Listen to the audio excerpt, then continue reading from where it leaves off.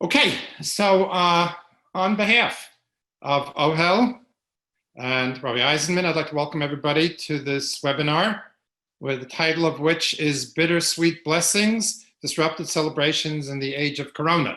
My name is Dr. Noam Blumenthal. I run the trauma team for Ohel. And I'd like to begin by first thanking David Mendel, who's right next to me on the Zoom, our CEO of Ohel, as well as Mel Zachter and Jay Kestenbaum, our presidium, who all make it possible for us to provide these services. And I always feel, and maybe it's a sign of my age, I have to thank the technology people who also are so indispensable as we live in this age of social distancing and quarantining.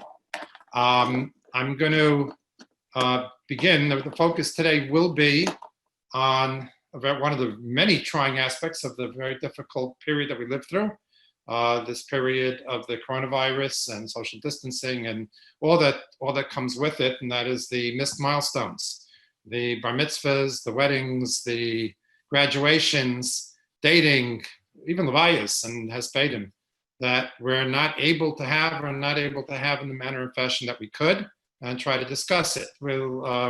We have the great privilege of having Rabbi Eisenman with us, who I'll introduce in a minute. Rabbi Eisenman will speak for, let's say, about 20 minutes or so. I'll probably speak for about 20 minutes or so. And then we'll have some time for questions that either Rav or I can address. What I would recommend, if you will have questions or comments even, as we go along, there is a chat option, usually at the bottom of your computer. I'm not sure where it'd be in the phone, but somewhere where all the other icons are. One of them is chat. You can submit a chat, which will be open to everybody, or you can privately address a chat to me. I'm functioning as the host, or if you want anybody else in the group. But if it's a question that you want us to discuss or a comment you want us to address when we're finished, please address it to me. Even if you want to do so privately, and of course, we'll respect your privacy.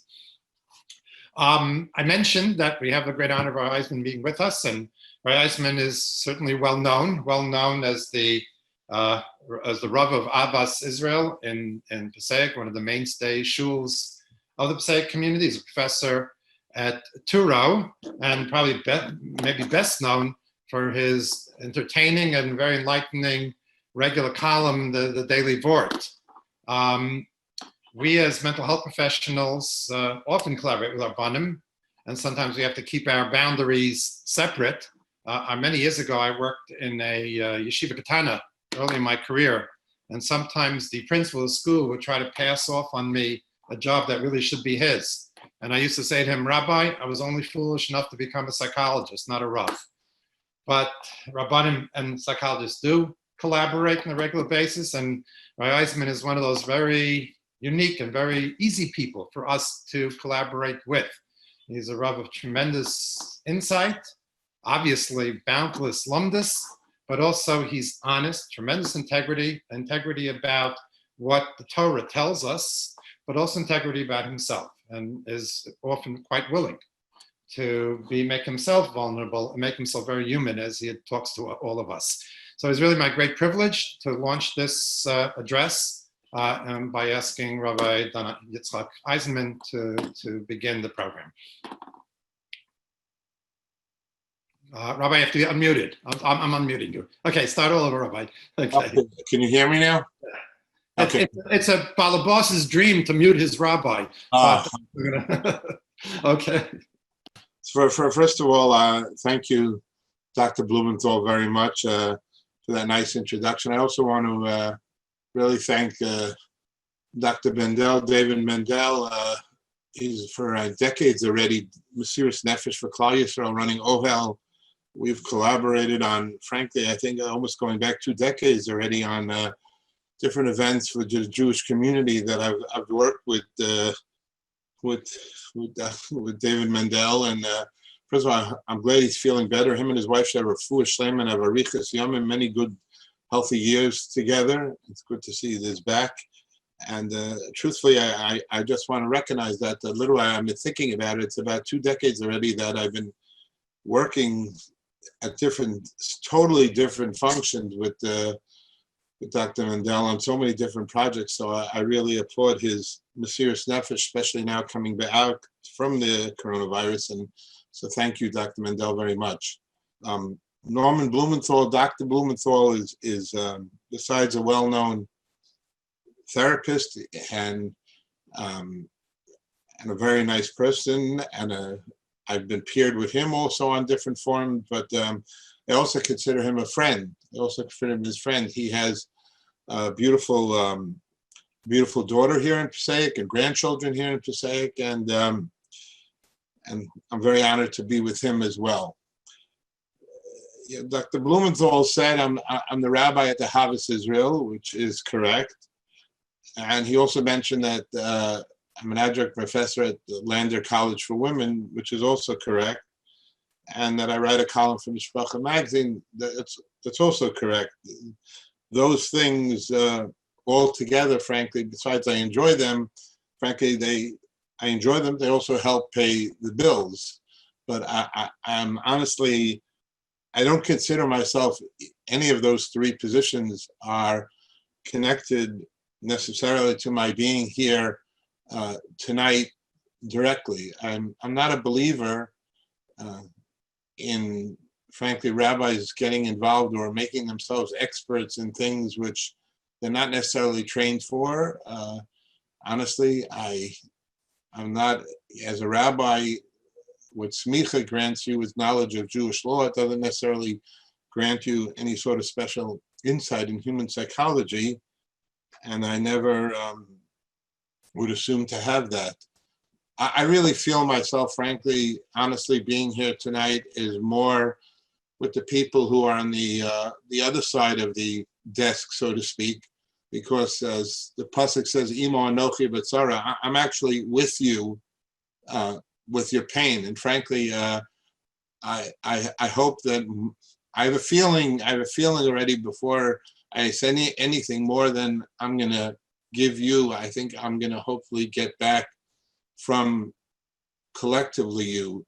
And why I say that is that it's interesting when Dr. Mendel called me to be part of it, you know, and however we call in this bittersweet blessings, you know, I happen to enjoy being a rabbi, but it happens to be that my shul is located about 150 feet from my house, and the shul, frankly, is a very large structure. It takes up almost a city block. It's a large structure in Passaic, and I'm privileged to have a very nice office, and frankly, that's where I do my work. I don't have a computer at home.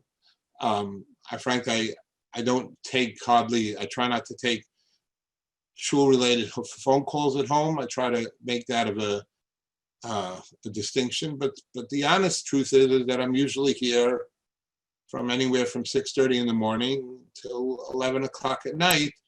Not necessarily straight, of course, go home, but frankly, my own world has been unended. There's a part of me, obviously I have a beautiful wife and Kanahara and children and grandchildren, but I also have another wife, which is really the shul.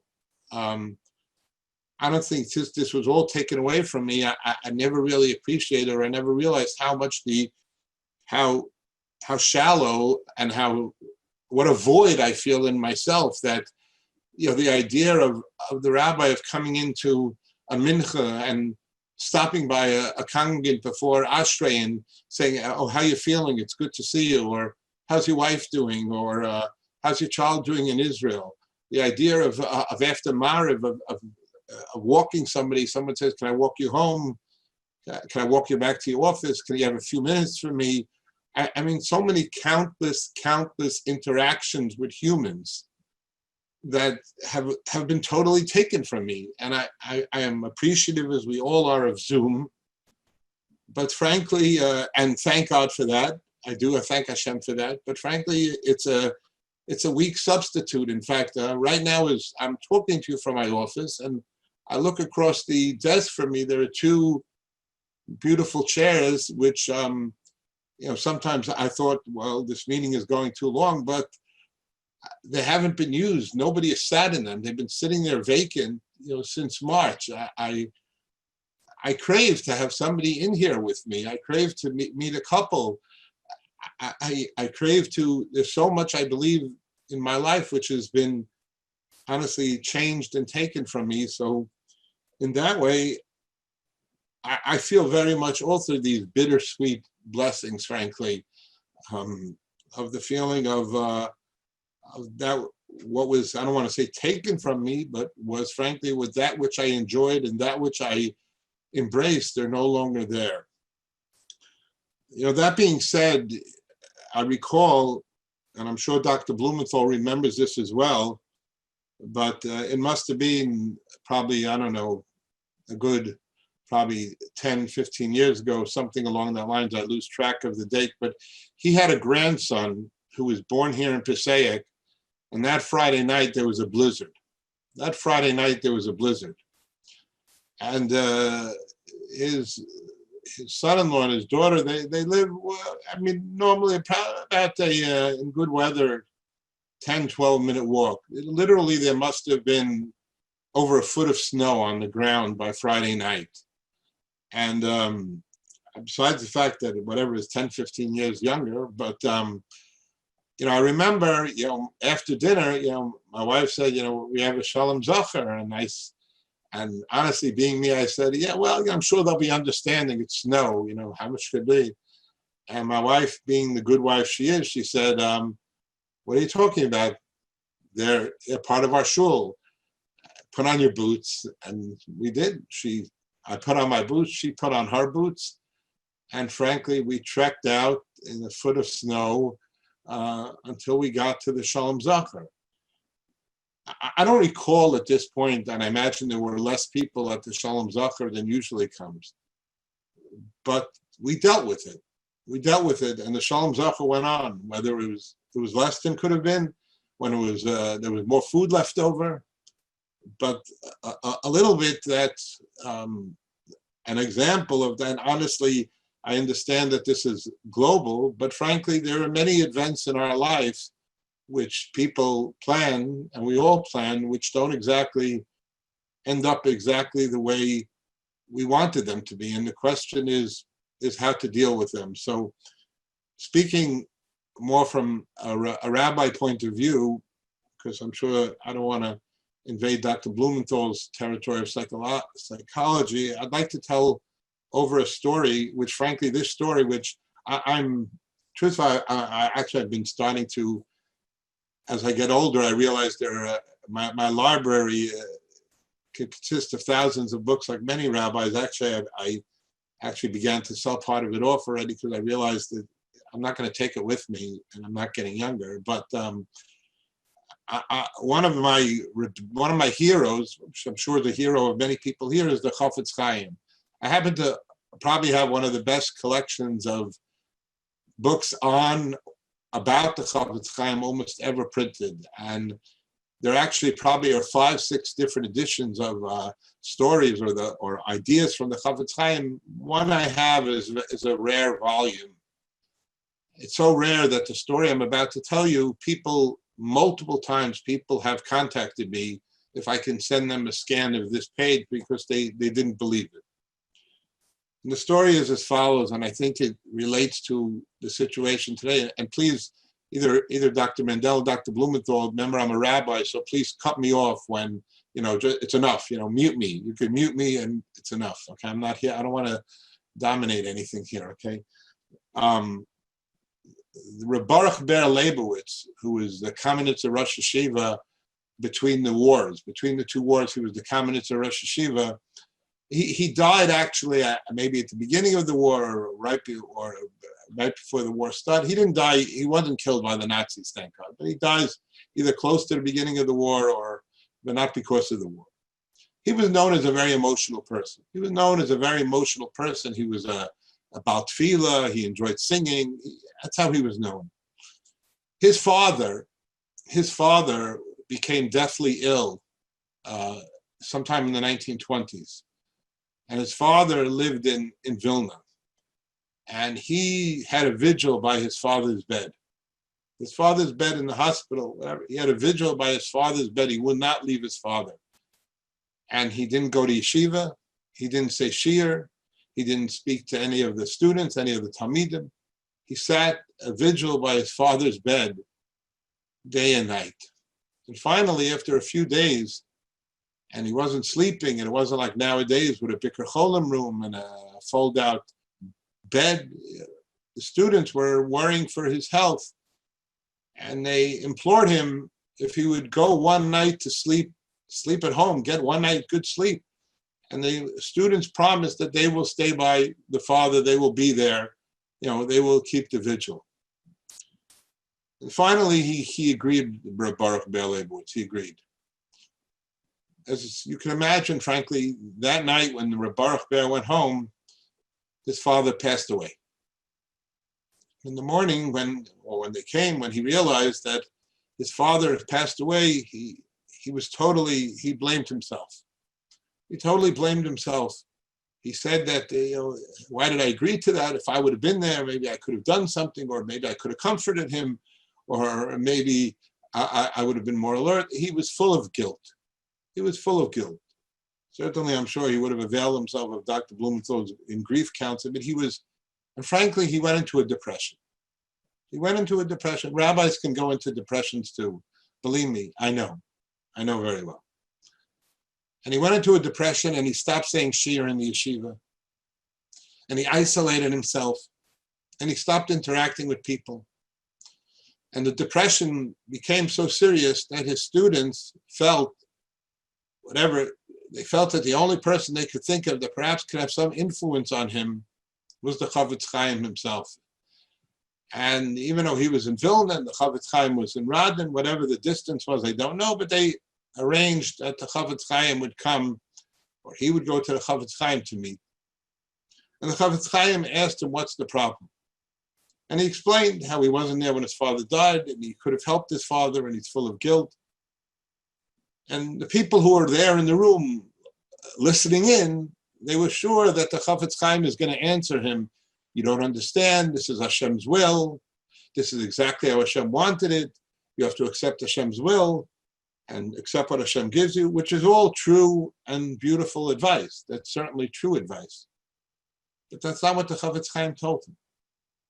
The Chavetz Chaim told him, you know what? Maybe you're right. Maybe you are right. You know what? Maybe you are right. Maybe if you would have been with your father, maybe it would have been a comfort to your father. Maybe things would have been better.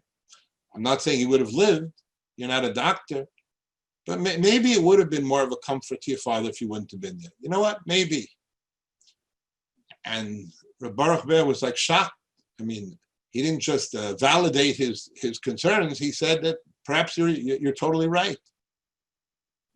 And then the Chavetz Chaim said to him, but you know what? The Torah has the whole Torah is based on a concept of tshuva, a concept of, we go on, we move on. Even if you think you're guilty of something, even if you think that you were in any way, you lapsed in your mitzvah of kibbud av, even if that's true, even if you're right, nevertheless, life still goes on. That's not an excuse, and it's not a justification for you to basically close off your life. That's not how Judaism functions. That's not how Judaism works. He said, maybe it is. But you know what? You have to still move on in life. And that story, which honestly I've shared with other people, in fact, to the extent that even I write for Mishpacha, Jonathan Rosenblum also writes for Mishpacha. He was one of the people who asked me if I can send him the actual text of the story, which I did. Often I think applies to these times as well. The reality is that I'm supposed to, this is already in, 13 years in the making. But the Shabbos after Shavuos is my grandson's bar mitzvah in Israel. And already I still remember in February, I give a list to the shul of the Shabbosim, I'm going to be away till Rosh Hashanah. Usually 2 weeks, I'm a scholar in residence somewhere, so I tell them I was going to be in Chicago and Cleveland. And I put in there already, and in June, I'm going to be, the first weekend in June, I'm going to be in Israel, my grandson's bar mitzvah. You should know in advance the Shabbosim, because therefore when people plan bar mitzvahs, they should know when I'm not going to be there at least. And I can't tell you for sure, but I have no tickets. And frankly, I really don't have any realistic expectations of being in Jerusalem for my grandson's bar mitzvah. You know, that's painful. And frankly, I admit it's painful.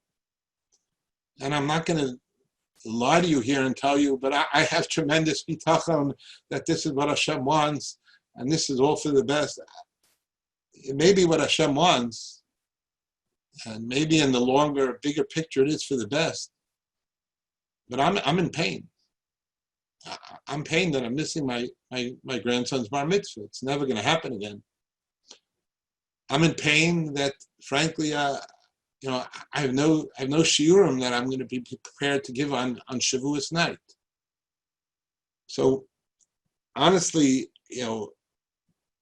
I can only even put myself in that category of a Baruch Ber, that I'm trying to do the best I can, frankly. Not that I don't feel anxious. I do get anxiety often, frankly, of not being able to function, of not being able to do what I used to do, of not being able to plan for my grandson's bar mitzvah, of not being, unfortunately, people who are ill, and like we said, make shiva calls on the phone.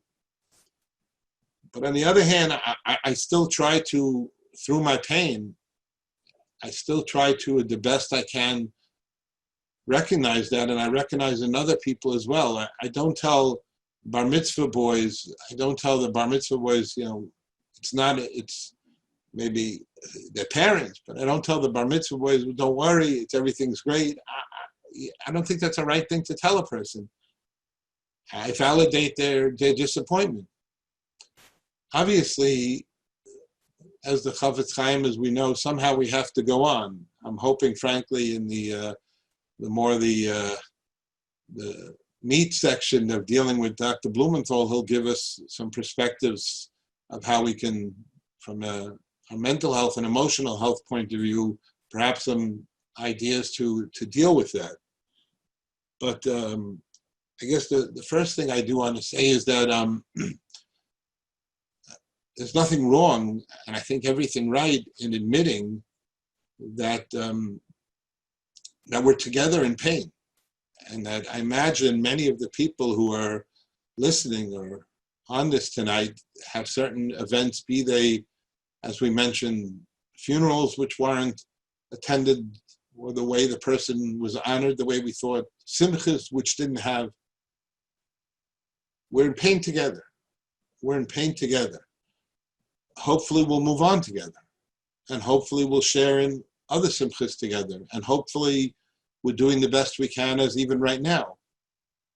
But I think the first thing I just wanted to tell you is that from a rabbi's point of view, I'm not here to preach to you, just have bitachon, it's all great. I'm here to tell you that it is painful, and I'm with you with your pain, and perhaps together, hopefully, we'll get through this. I'll give it over now to Dr. Blumenthal.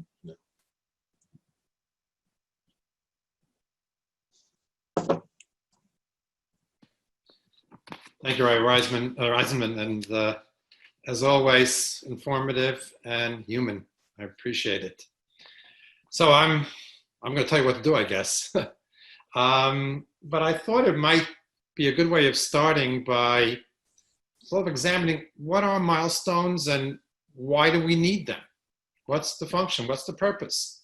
I mean, let's face it. Rabbi Eisenman's grandson's going to be bar mitzvah, and I have a grandson who's supposed to have a bar mitzvah on Shabbos HaGadol, and they became a gadol even if people didn't throw candy at them after the laning. And if a couple gets married, They chuppah v'kedushin with two edim and with a davar that's a shava pruta. They're married, even if they don't have a second dance with shtick in it. And an 8th grader who's graduating middle school and going on to high school will be going on to high school and graduating middle school, even if he or she doesn't have their Washington trip. So why are these milestones so important? And why do we place such emphasis? And why are we so terribly deprived now as they're not available to us? So I'm reminded actually of a sort of milestone in my lifetime that probably wasn't adequately celebrated. Of course, my dream, certainly from my college days, was to get my doctorate in psychology. And I can't tell you how I imagined that day I get my doctorate. When they call me Dr. Blumenthal, they'll be like Karen Orr coming from my face. It's going to be so incredible. I'm going to be a Bria Chadasha. I'm going to be so different. And those of you who know what it's involved in getting a doctorate, you have to write a dissertation. A dissertation, especially in my days before the internet, was a huge undertaking. It was an original piece of research. And you had a dissertation committee, which were usually about 6 or 7 of the most sadistic people in the university.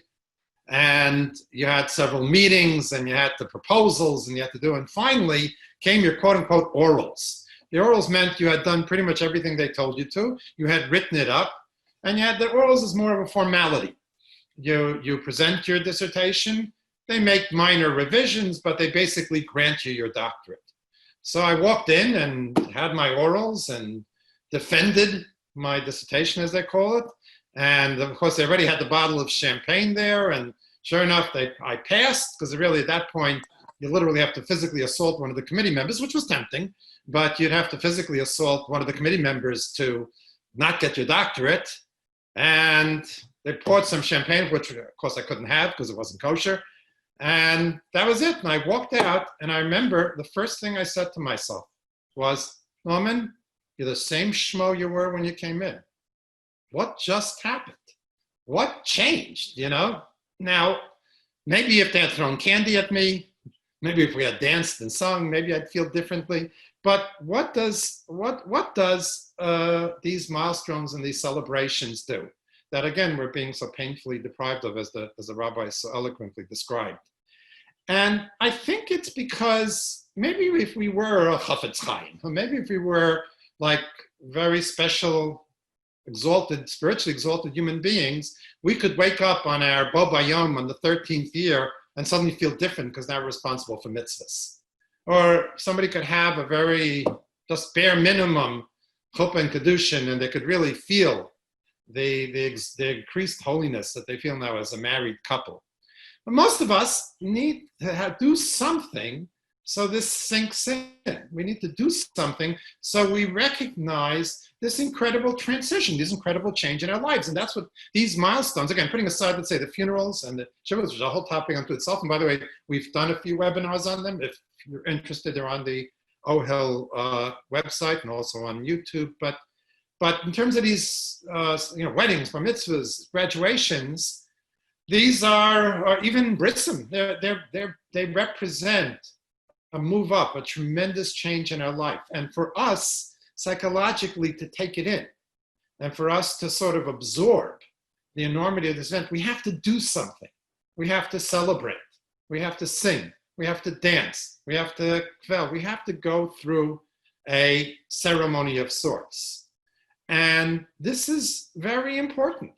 Otherwise, again, same schmo you were when you walked in. Well, something interesting, it's almost related. Again, our topic isn't death, but we are running currently 5 groups a week for people who have suffered losses from the COVID-19. 4 for people lost parents, 1 for people lost sibling, and we're starting now 1 for widows. And one of the very interesting issues that came up, which I had not anticipated, even though I'm doing bereavement work now for almost 25 years, was one of the things that people have a very hard time with the Zoom shivas, is that when the shiva is over, nothing much changes. Yes, you can get up from a low chair, you can take a shower, you can wear fresh clothing, but you're still home.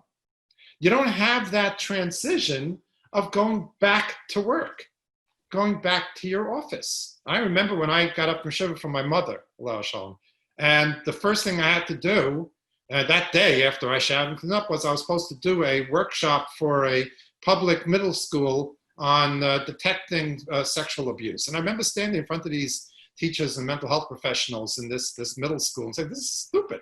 My mother, who survived 7 concentration camps, just died. And I'm giving a talk on this in a public school. What's going on? But that was necessary because, as the Rav mentioned, life goes on, but you need that transition. And when you get up from Shiva and you're just the same house, you're missing that transition. That's like a celebration. That's an acknowledgement that you've gone from one place to another. And that's extremely important. And it's a real bona fide deprivation. And by the way, this is a very important point that I'm emphasizing a lot, especially as I'm speaking to parents and to schools, especially when we talk about our children. We have a tendency sometimes, especially when we're a little older, to sort of downplay it.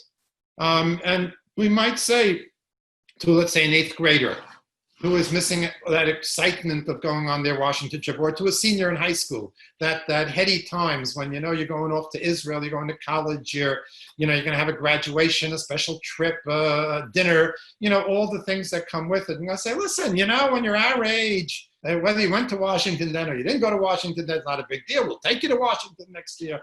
It is a big deal to the child in that station in life. It's a very big deal. And as the Rav mentioned, we shouldn't minimize it, because for them, it's something they've been looking forward to for years. And it's been something, and it really, again, is the acknowledgement of their accomplishment of having completed those grades. And we have to resonate with them. In fact, one of the lessons I'm learning is when I knew, but I know even better during this COVID-19 crisis, so much of what I do is plain commiseration. I get phone calls from people who have heartache and suffering that I have no solution for. And I sit and I listen to them, and I validate it, validate their pain and acknowledge it. And afterwards, they thank me profusely. They say they feel a whole lot better. And I feel like a faker. What did I just do? I just listened to them. I didn't offer them anything. But that's a big chunk of what we're doing now, because we're so restricted. There's a study that I think I'm quoting every single talk I give, but it's worth repeating. So those who may have heard it already, I apologize. But I once did a study with college freshmen. We love studying college freshmen because for $10, they'll do anything. And they took this college freshman to a very steep hill and gave him a very heavy backpack. And they told them he said to them, the researchers said, we want you to climb this hill, but before you climb it, we want you to estimate how hard it is to climb the hill. The only difference was that one group climbed the hill alone, and the other one climbed the hill with a friend. And pretty consistently, the ones who climbed the hill with a friend rated the hill as less steep and less difficult than those who were climbing it alone. And a great deal of what we're doing nowadays is we're helping people climb the hills, not with someone else. We're not getting rid of the hill. We're helping them climb it by climbing it with them. And that's what we have to do for our children who are missing out on bar mitzvahs, who spend an entire year working on their laning, and they're kind of like my grandson, laying on a Zoom call. In fact, when while he was laning, the kids muted everybody, and the rabbi afterwards said he's never heard the shul so quiet during Kriyas HaTorah. He wants to get that Zoom button for when everybody comes back to shul. But we have to be sympathetic. It is a great loss. And then so sometimes people say, all right, we'll do something afterwards. We'll celebrate afterwards. We'll have your bar mitzvah when all this is over in a few months, next year. And I don't think that cuts the mustard. I don't know if that really, I think a lot of people feel then it's almost like the booby prize. It's an afterthought. It's not the real, it's almost like handing somebody something like, oh, you poor thing. It almost feels like it's patronizing. And I think most of the people that I've spoken to don't particularly relish the idea, even those who've missed out on weddings, or the full wedding. Obviously, they have what they could. Because it doesn't quite feel the same. So there are, now one way in which we're addressing this to a certain extent, and albeit it's an ersatz celebration, it's a compromise celebration, is to try to celebrate via Zoom. To have the wedding via Zoom, the bar mitzvah via Zoom, the bris via Zoom, even the graduation. And I have to say, people are getting quite, one of the things when we look back on this historically, I think we're going to marvel at some of the imaginative ways which people have compensated for what's missing in their lives. But but here's an important sort of subtle differentiation that I want to propose, and I want to use two examples. I once read a book about the Wright Brothers, the ones who invented the airplane, and the author made a fascinating point. He said, what did the Wright brothers do? People were trying to fly for generations, like for hundreds of years, trying to figure out how to get man to fly. What did they do that nobody else was able to think of? And they said there was a very clear differentiation. Prior to the Wright brothers, people tried to get man to fly like a bird, and it never worked. The Wright brothers tried to get a machine to fly like a machine, not like a bird, and that worked. In other words, you can't try to take a machine and make it into a bird. You have to get a machine to fly in the unique way in which a machine flies. A similar thing happened with the famous computer programs, Deep Blue. If you know that there was, for many years, they wanted to develop a computer program that could play chess and would be unbeatable. And in the early years, they programmed computers, and the chess masters beat the computer every time. Until again, they realized they're trying to get the computer to play chess like a human. Deep Blue was to get the computer to play chess like a computer. And today the computer is unbeatable. And therefore, when we're doing these Zoom bar mitzvahs or these Zoom weddings, we have to do it like Zoom. And what I have observed is the attempts to recreate the in-person celebration, which is of course ideal, through Zoom doesn't work. But when you have a Zoom-friendly celebration, people now, we're figuring it out. Unfortunately, in the early part of this, we didn't, but now we're figuring it out. For example, people are using breakout rooms for shiva visits. So you can visit with different people and not have to visit with everybody all the time, which is much more meaningful. I was invited to a Zoom Vort this past Sunday, and what the young couple did, which was, I thought, ingenious, is you scheduled 5 minutes with the couple. So you each had your own time with the couple on Zoom. If they had tried to get everybody together to have like a Vort, the way the Vort is, it would have been it doesn't lend itself on this two-dimensional screen to do that. So we're figuring it out, and we're doing it. And now there's been some very imaginative ways in which people are doing graduations. I just saw it right before I did this, a school that's doing graduation where they're coming to everybody's house with the cap and gown and taking pictures, and might as well have each one to each person's house. We're figuring out how to do it, but we have to do it with the mechanism we have and not try to replicate what was. I often like to quote the great philosopher and theologian, Wayne Gretzky, who used to say that I skate to where the puck is going rather than to where it's been. We have to skate to where the puck is going. The other thing that we have to wonder about, and this has been a lot of thinking about it, and again, I'm maybe teetering on the border between what the rabbi should be saying, and I hope I won't overstep that boundary. But as we go through this hardship, anytime we go through hardship, we have to ask the question, why? What is Hashem trying to tell us? Many of you may be familiar with that famous part of Viktor Frankl's book, that classic book, Man's Search for Meaning. Viktor Frankl was a psychiatrist who was in the concentration camps, developed a whole way of doing psychotherapy based on his experiences. And there was one point where he explained how he counseled his fellow inmates in Auschwitz. And he said that we have to stop questioning life and assume that life is questioning us. And we have to come up with answers. We could very easily replace life with Hashem. We have to stop questioning Hashem and ask Hashem why he's doing this to us. And maybe the most common thought that people have reflected, so I'm going to give it back, not that I know, I don't think anyone knows, but maybe it's just food for thought, is that maybe we have gone overboard with our celebrations. And maybe we've been a little too ostentatious. And maybe we've raised the bar so high that people who can't afford it are feeling incredible pressure to have very fancy celebrations with huge multitudes of people. And perhaps now, one of the things about this situation, it's a great equalizer. We're all equally affected. And nobody's been immune and nobody's been insulated. We're all affected. And that maybe there's a message that since we can't celebrate, maybe we've overdone it. This week's Parsha, we're learning Bamidbar. And Bamidbar, we're counting.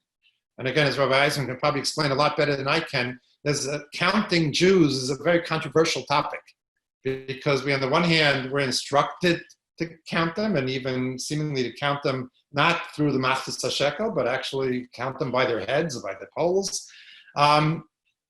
But on the other hand, we know that David HaMelech was severely punished for counting. So can we count or can't we count? And I think many of the Mefarshim explain, it depends why you count. If you're counting because you have to, because you need to know a census, you need to know what kind of tax collections you're going to get, you need to know what kind of army you can raise because you have to fight your enemies, it's a legitimate counting. If you're counting so you can pat yourself on the back, pound your chest and say, look how much I have, that's the counting we're not allowed to do. And maybe we have to think about that with our celebrations.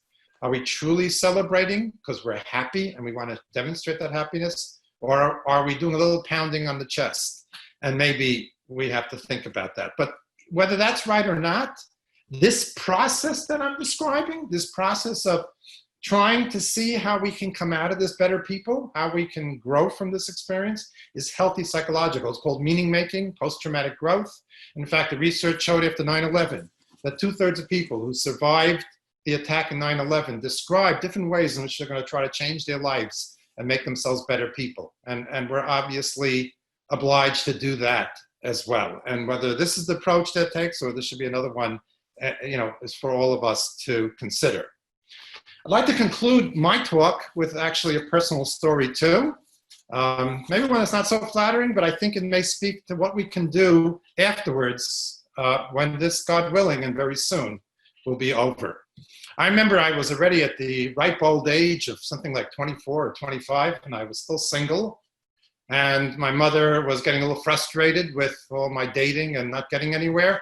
And she started getting angry at me. She said, why don't you get married already? It's enough of this already. Just settle down and get married. So, I was a little bit of an Azus Panim, as many of us are at that age. And I said to her, look who's talking. You got married at 26. And my mother said to me, well, they had a thing about wedding gowns in Auschwitz. That put a stop to that argument, as she often had ability to do. But one of the things that I thought about, which was interesting, is when I think back to my bar mitzvah years, and I know David probably can relate to this as well as a fellow child of survivor in that generation, we were the miracles. We were the children after that destruction. We were the beginning, sort of the seeds of the miraculous rebirth and regrowth that we've seen in recent years. And my whole community, my neighborhood, was basically all children of Holocaust survivors. I often tell, I had one friend who had American-born parents, and he once asked his parents how come they don't speak English like his friend's parents, because they're the only ones that didn't have an accent. And most of our parents had very modest weddings. I know when I see pictures of my parents' weddings, the black and white pictures, it looks like they got married in some restaurant where they put some fancy drapes up. I'm guessing from the pictures that there were 30 or 40 people there. Who was supposed to be there? There were no relatives. There was just, a handful of Sridei Yesh. And they had very modest, by today's standards, our Pidyon HaBen, our 3-year-old birthday parties are fancier. But many of us, when we became bar mitzvah, our parents, relatively speaking, went all out. They really, they spent probably more money than they had, but they really extended themselves for our bar mitzvahs. My bar mitzvah was a weekend bar mitzvah. In those years, that was very, very rare. But my parents said it explicitly. We never had a wedding. We didn't have we didn't have a celebration. So we're going to celebrate this. And I think maybe that's something that we can anticipate, not to redo the wedding that we couldn't have, not to redo the bris, not to try to, do something later on as an afterthought. But when we have future celebrations, to celebrate them with meaning. And as I said, I think for many of them, our parents at that time, it was celebrating their survival, celebrating the rebirth. And I think we should anticipate that in the future, when we are rescued from this horrible situation, that in its timely way, when the next celebrations come up, that we should give some very serious thought how to do it, how not to overdo it, and yet how to do it so that we commemorate not only the event, but our liberation, if you will, our rescue from these difficult times. So we have about 12, 13 minutes left. I see already there is a chat, so two questions to chat. So let me bring up the questions, and then Rabbi Eisenman or I can try to answer them.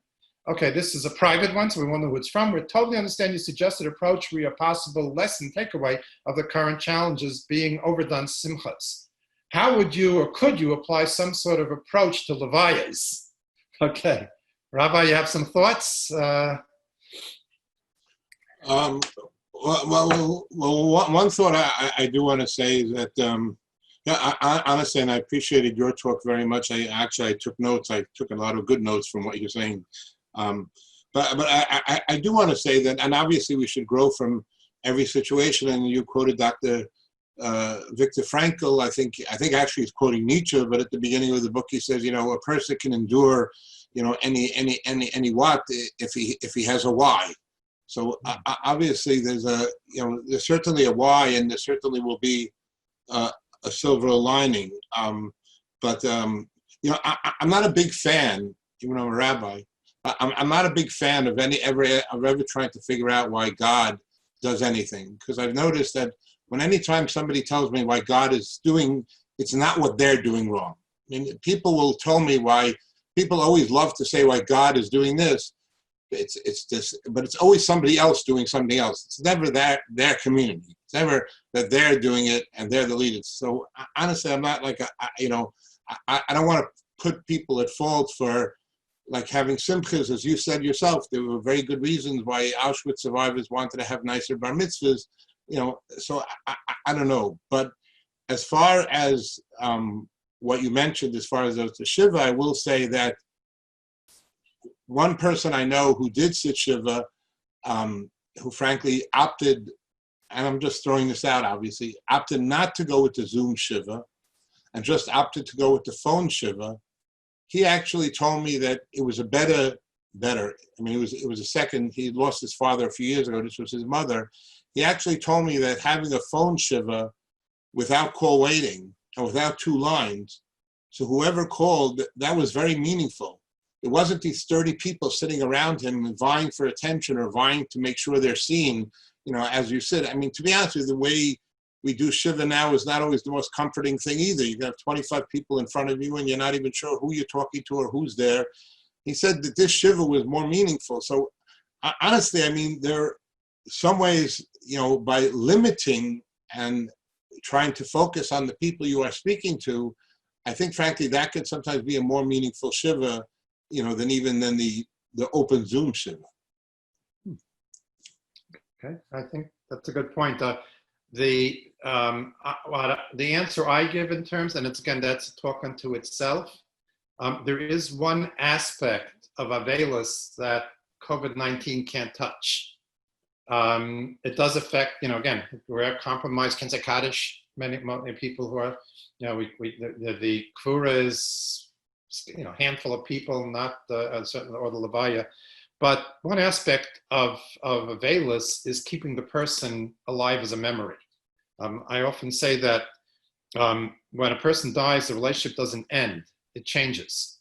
It changes from a face-to-face relationship to a relationship of memories and legacies. And that's the brilliance of Shiva. Not that Chazal need my endorsement, but, if we do Shiva right, and again, this is my soapbox, but when you pay a Shiva visit, whether it's Zoom or in person, what's important is not how the person died, it's how they lived. As I say, if someone could live 96 years, they spend 95 years and 50 weeks living and 2 weeks dying, and all people want to talk about is how he died. It's important to speak how the person lived. But if that process of telling over the stories, telling over the legacies, preserving the memory, we can do that on Zoom, we can do that in person, we can do that on the phone, we can do that through email. So I'm urging people, and that's a very, very important part of doing Nichum Avelim. I often say that if you want to know if you did Nichum Avelim right, when you leave the Shiva, if you know more about the person who died than you did when you came in, then you did Nichum Avelim. So let's compensate, I think, for the absence of the Kavod Acharon that we want to give. And that's really terrible. And I tell you, in the groups that we're running, It's such a painful experience. They hear people talk about how they couldn't be couldn't be by their parent when they died. They couldn't attend the funeral. It's unbearable. But that we can still do, and I think we have to, and not only for those who are novelos, but those who are mandated to comfort the bereaved, is take an interest, tell over the stories, share the memories, and that's a form of nichum avelim. There's another question. You mentioned Zoom-friendly celebrations, but I find challenging is a wedding. At a bar mitzvah, the celebration is about hearing the bar mitzvah boy and being part of the simcha. But a wedding, as we say in Sheva Brachot, is being mesameach with the chatan and kala, which is more of a challenge via Zoom. Do you have suggestions on what to tell prospective guests and how to be mesameach the chatan and kala via Zoom? I'll defer first to the Rav if... Yeah. I would think obviously there's, some of us have seen people being creative. There have been a number of, I've seen that the chassan and the kala will pass by at a certain time in the car and people get on the street and they wave to them and they, sometimes have even playing music from the car, and that especially if it's in the neighborhood, they'll drive by the neighborhood and that people are told this beforehand. But I think you mentioned before very, very eloquently, Dr. Blumenthal, I think the occasion somehow has to be met, but like as you said, we can't expect, the plane to fly like a bird. We can only expect the plane to fly like a machine. So too over here, I think we have to realize you can be mesameach, the chassid v'kala. You can't do it as you would when dancing with them and holding them when you're doing it via Zoom. Honestly, saying over meaningful words, expressing your brachas to them. Like I said, maybe they can, drive by and people at least wave, but that is something. That is something. And I just want to quickly add, this past Friday, part of it was really more for me or for anyone, but I sent out an email that I'll be in front of the shul, wearing a mask, of course. I'll be in front of the shul at 4:30, and whoever wants to come by and wish a good Shabbos, we can drive by good Shabbos. And we had somebody giving candy for the children. And, and honestly, I found it very rewarding, and that the feedback I got also. Most of the people wearing masks, sometimes I had to ask my wife, who is that in the car? I didn't necessarily recognize them. But, like we said, I didn't try to, have the plane fly like a bird. With the conditions they had, I tried to at least deal with what we had. I think with the chassid and kala, I guess we'd have to be somewhat innovative in that way too. Well, I think I would say the same thing. I would tell you a challenge for us as mental health professionals now is doing therapy via Zoom without that immediate presence of the other person and all the ways of the nonverbal ways of communicating that can be conveyed when you're in a three-dimensional space instead of a two-dimensional space. But what I find we're doing is we're refining our use of words and at least our facial expressions. So, even have to learn how to do lighting and positioning. Yes, no time to learn tonight. I'm sorry? What's he doing? Oh. Okay, but I think the other thing to do is try to be selective in terms of our words and how we communicate via words. We have 5 minutes. We have another question. What are your thoughts on waiting to have a bigger simcha? My grandson is supposed to get married next week, and there is talk about whether it is better to wait a bit for a bigger celebration. Is this a reason to push off the wedding? Rabbi, do you have? Here as well, frankly, I don't think it's a one answer that fits all. Okay. I think there definitely are people who, like you said, dreamed of the day they got their doctorate. They dreamed of the day they got their marriage. For them, frankly, maybe it is the best thing if they want to push it off. Obviously, nobody knows. There's no end game here, which is kind of frustrating here.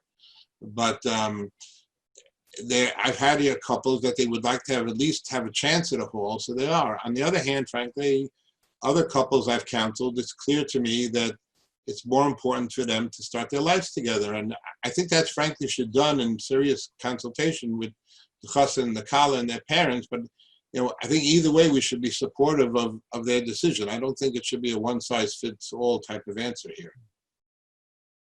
Yeah, I'd like to resonate with the Rav said. It's interesting, and another thing I've learned the hard way is that in extreme situations or people who are in pain, people who are suffering often have sort of an intuitive sense of what they need. And we have to do sometimes a lot more listening than advising, because as long as they're speaking from their own heart, they know what they need to do. I have to say, though, that most people that I'm aware of, that I'm in touch with, do not want to postpone.